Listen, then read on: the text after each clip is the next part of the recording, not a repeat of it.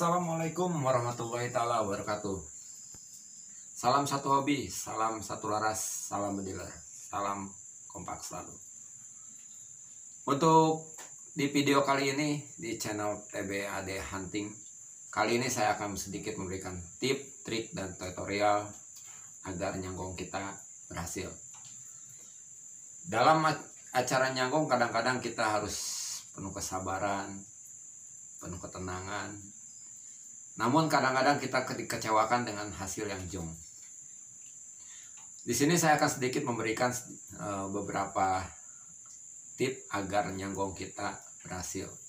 Dan alhamdulillah tip ini sudah saya laksanakan secara pribadi dan selalu saya gunakan tip ini. Dan hasilnya adalah 95% sukses. Artinya 95% sukses dengan hasil yang cukup memuaskan. Jika kita berangkat bertiga atau berangkat berempat pun semua kebagian poin, tidak ada yang jong. Ya 5%-nya mungkin ada kegagalan di hal-hal lain seperti kendala-kendala yang kadang-kadang kita tidak duga, hujan atau angin yang besar dan lain-lain. Namun dengan menggunakan tip ini, saya yakin rekan-rekan bediler akan merasa puas dengan hasil yang didapatkan. Oke, tidak usah panjang lebar, kita langsung aja pada inti dari cara-cara menggunakan tip, trik, dan tutorial dari saya. Semoga nanti ini akan bisa membuat rekan-rekan bediler semua berhasil dalam nyanggong, dijauhkan dari jong. Amin. Oke, untuk acara nyanggong, seorang hunting, seorang sniper yang membiasakan dirinya berburu dengan acara nyanggong, dia harus mempunyai tingkat kesabaran yang tinggi. Itu kuncinya. Jika Anda tidak bisa mempunyai kesabaran yang tinggi, sebaiknya Anda nggak usah nyanggong. Lebih baik Anda berburu keliling saja, karena kalau Anda nyanggong, Anda membutuhkan kesabaran yang tingkat tinggi. Oke, untuk pertama, sebelum kita melaksanakan nyanggong supaya tingkat berhasilnya tinggi, pertama yang harus kita lakukan adalah survei lokasi. Ini salah satu kunci. Anda harus survei lokasi yang akan Anda sanggong. Kita contohkan ada kebun kacang, kebun jagung, kebun singkong atau sawah. Ada juga mungkin di ladang huma, padi di darat. Pertama Anda survei dulu lokasinya, apakah lokasi itu sudah panen atau belum, memungkinkan untuk disanggong atau tidak. Itu penting. Begitu Anda survei lokasi, ternyata lokasinya memang memungkinkan untuk dilakukan penyanggongan, dan di saat itu sudah selesai panen, kita lanjut ke langkah yang kedua. Di langkah yang kedua adalah setelah kita sampai ke lokasi, kita jangan buru-buru pulang. Oh, udah panen, pulang, jangan. Laksanakan trik yang kedua. Tip yang kedua adalah Anda tunggu, duduk ngobrol dengan petani atau apalah di sana sambil ngerokok, bawa senapan juga boleh. Di sana perhatikan, Anda harus perhatikan lokasi, Anda perhatikan dengan seksama kebiasaan target kita. Anggap target kita burung tekukur. Kita harus perhatikan kebiasaan target kita, turun jam berapa, dan biasa mereka di lokasi yang sebelah mana. Itu penting, karena jika kita membuat sanggongan di selatan, ternyata burung turun di ujung utara, kita akan kerepotan sendiri. Alhasil kita juga bisa jong. Jadi kita usahakan melihat situasi, target kita turun di mana, dan kebiasaan mereka turun jam berapa. Mungkin rekan-rekan bisa lihat di video-video saya terkadang berangkat jam 10 pagi, terkadang juga berangkat subuh, Ada juga yang saya berangkat itu habis zuhur. Kenapa? Ngapain juga kita berangkat pagi kalau target kita turun jam 2? Betul tidak? Jadi saya sudah perhatikan dulu kebiasaan target di sana. Jika target di sana biasa turun jam 3, jam 4, ya kita berangkat jam 2. Jadi sampai sana kita duduk sebentar, target turun. Jadi kita tidak perlu nunggu lama. Setelah kita perhatikan target kita, kebiasaannya turun di mana dan jam berapa, kemudian kita masuk ke trik yang ketiga. Trik yang ketiga adalah cross check sekitar. Nah, ini yang penting. Ini dilakukan pada hari yang sama. Cross check sekitaran dari lokasi penyambungan kita. Apakah jauh dari perumahan? Apakah jauh dari keramaian? Ini penting. Karena jika kita memang akan nyanggung di dekat pemukiman atau ada keramaian, usahakan posisi kita adalah membelakangi dari lokasi perumahan atau keramaian. Tujuannya adalah untuk meningkatkan keselamatan dari orang lain. Mungkin kan kalau kita searah atau mengarah ke arah perumahan, ke arah pemukiman, dikhawatirkan ada insiden human error, perlu kita nyasar mengenai orang atau apalah, naudzubillah min dzalik ya, semoga dijauhkan para pendengar dari hal-hal seperti itu. Nah, itu sangat penting. Jadi demi keselamatan kita cross check sekitar kita. Tuh. Kemudian setelah kita cross check sekitar kita, oh ternyata kita aman dan burung kebiasaan turun di titik situ, lalu lanjutkan dengan trik selanjutnya, yaitu trik ke-4, buat sanggongan.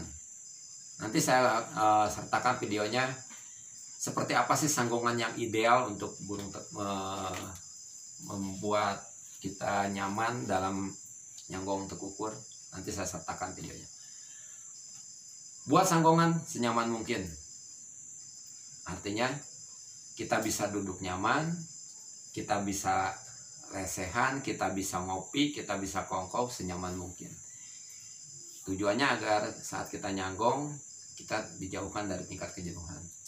Karena kalau orang nyanggong kemudian jenuh, maka biasanya orang itu suka iseng nembak sana, nembak sini. Jadi bikin sanggongan senyaman mungkin supaya kita bisa leluasa. Jangan bikin sanggongan yang sempit. Perhatikan, jangan pernah bikin sanggongan yang sempit. Kenapa? Sanggongan yang sempit akan membuat kita jenuh, membuat kita tidak nyaman, membuat kita risih.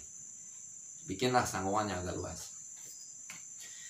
Oke, selanjutnya setelah kita membuat sanggongan, lanjut ke tahap berikutnya. Karena kita saat itu pun membawa senapan dan kita tahu target kita turun di mana, maka di posisi sanggongan itu kita langsung melakukan zeroing lapangan. Karena zeroing itu sangat dibutuhkan di lapangan, bukan di rumah. Kenapa? Kita melihat target di lapangan, luasnya sawah, dengan kita menembak di rumah, istilahnya orang zeroing atau skip atau lain, banyak istilah-istilah mereka, itu berbeda bro. Kalau kita mengukur di rumah target kita 30 meter, kita udah yakin ini 30 meter dengan kondisi alam yang berbeda. Kita zeroing ke pohon pisang atau ke tembok, kita melihat 30 meter itu sempit. Tapi begitu kita sudah sampai di sawah, di ladang atau di kebun, itu tingkat pandangan kita itu akan lebar dan luas. Di sini mata akan menipu jarak. Beda dengan orang-orang yang mempunyai ring fender, mereka nggak perlu zeroing lapangan. Tapi untuk orang-orang yang tidak mempunyai ring fender, itu membutuhkan zeroing lapangan. Itu kunci utama keberhasilan kita dalam eksekusi target.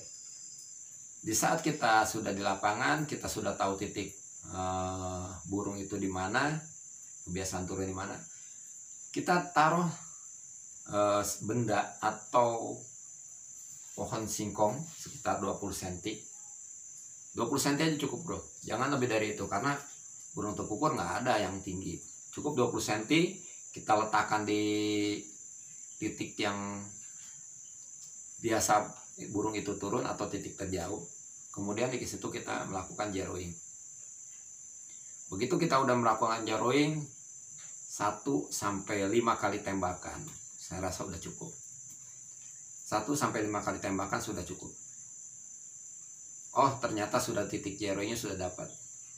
Oke, setelah itu berhasil, titik zeroing kita berhasil, kemudian kita cek kembali sanggongan kita, posisinya, kondisinya aman dan kira-kira sudah nyaman.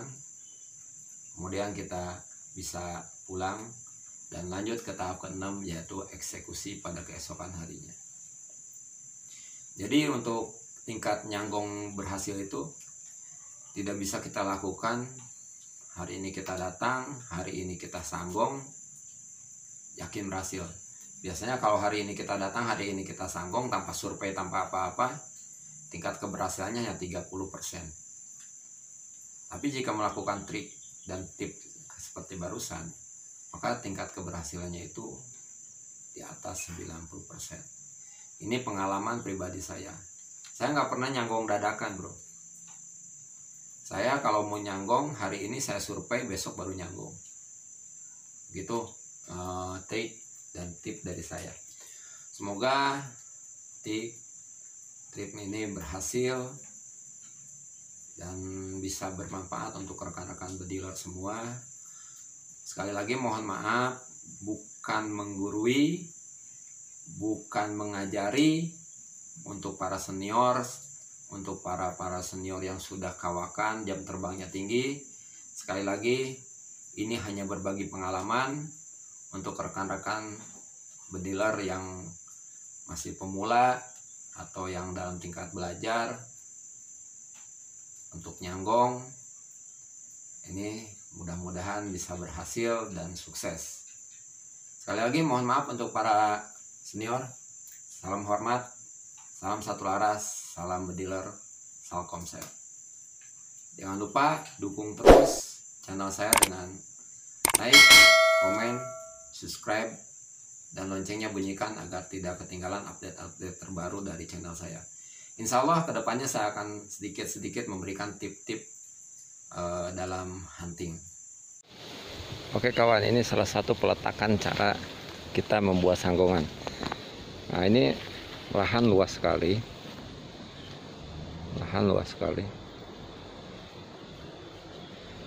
Ini di sini bisa 3-4 bediler berada di tempat yang sama.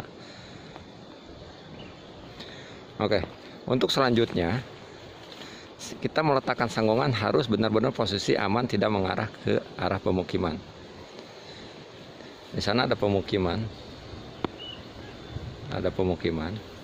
Kita posisi sanggongan harus tidak boleh mengarah kepada pemukiman. Oke. Nah, ini posisi sanggongan saya. Ini posisi sanggongan 1 dan ini posisi sanggongan kedua.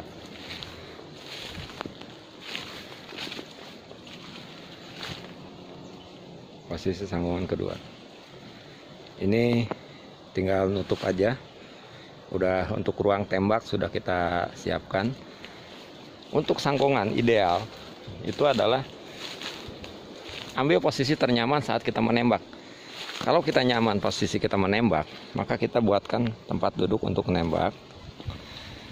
Seperti ini. Nah, di sini ada ruangan, rongga. Ada rongga untuk menyimpan senapan kita ke depan. Seperti ini nantinya senapan kita. Di situ kita akan lebih leluasa untuk nembak arah bagian depan dan samping tanpa terlihat oleh target kita. Di samping pun ada, kita buat rongga lagi. Arah sana ini untuk 1 orang lagi, tinggal ditutup. Kebetulan kita bertiga, jadi kita cukup 3 rongga aja. Nah ini Yang ini lebih baik untuk sanggungannya. Di sini ada lubang satu, lubang kedua, dan lubang ketiga. Ini tujuannya untuk burung yang di arah sana, yang satu lagi sebelah sana. Jadi semua target terlihat tanpa target melihat kita. Posisi sanggungan saya itu adalah di mana saya setengah jongkok atau menahan posisi tubuh saya dengan lutut, itu sangat nyaman. Usahakan untuk membuat sanggungan itu harus posisi ideal jarak tembak kita.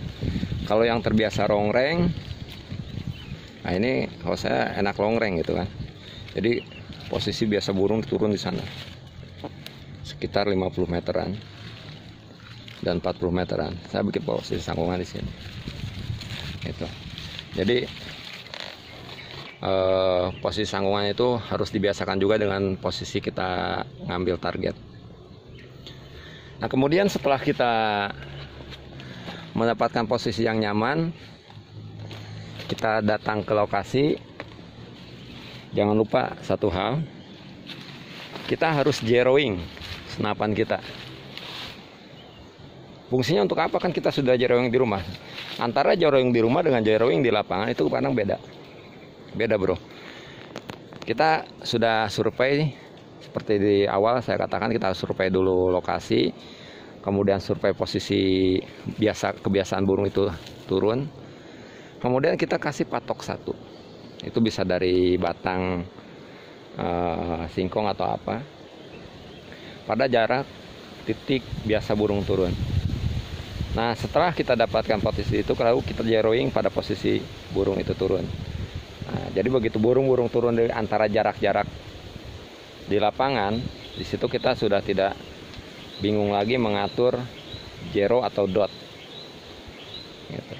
Karena tidak semua orang pemburu itu punya ring fender. Kalau buat buahnya yang ring fender itu sangat mudah, mereka tinggal ukur dengan ring fender jedor. Tapi untuk posisi yang tidak punya ring fender, dia harus zeroing lagi di lapangan. Kenapa? Karena pandangan lapangan dengan saat pandangan kita di rumah zeroing itu beda bro. Kadang kita lihat ini sawah paling 30 meter, tapi setelah kita ukur itu mencapai 50 meter. Seperti ini. Kalian tebak ini berapa meter? Mungkin orang akan menyangka ini 30 meter bro. Oke. Kemudian saya kemarin, rekan saya pun nyangka ini 30 meter sampai ujung. Saya ngobrol dengan petani, kata petani ini 50 sampai 55 meter. Kemudian untuk pemastian, saya menggunakan langkah. Dengan hitungan langkah 1 meter. Karena saya ukur dulu angkanya 1 meter, dan itu mendapatkan 52 langkah. Artinya, perkiraan kurang lebih ini memang di 50 meter lebarnya lahan ini.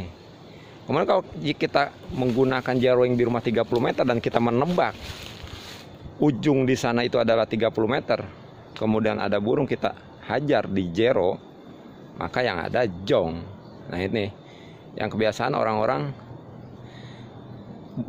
senapan saya sudah pas kok di rumah, tapi kenapa di lapangan dengan jarak yang sama kok meleset, kok keturun, kok ke atas. Itu karena mereka tidak zeroing lagi saat di lapangan. Jadi untuk di lapangan jangan lupa, untuk rekan-rekan bediler, zeroing kembali senapan Anda agar di mana mendapatkan buruan Anda tidak lagi harus berpikir ini dot berapa yang harus saya pakai. Tidak kebingungan, langsung door, pok. Oke. Itu salah satu tips di lapangan. Oke kawan, demikian tip, trik, dan tutorial dari saya sesuai dengan pengalaman saya pribadi. Semoga bermanfaat, semoga bisa menjadi acuan buat para pemula. Sekali lagi mohon maaf untuk para senior, dan semoga kita semua selalu dalam lindungan Allah Subhanahu wa Ta'ala dan selalu diberikan kesuksesan. Wabillahi taufiq wal hidayah. Wassalamualaikum warahmatullahi wabarakatuh.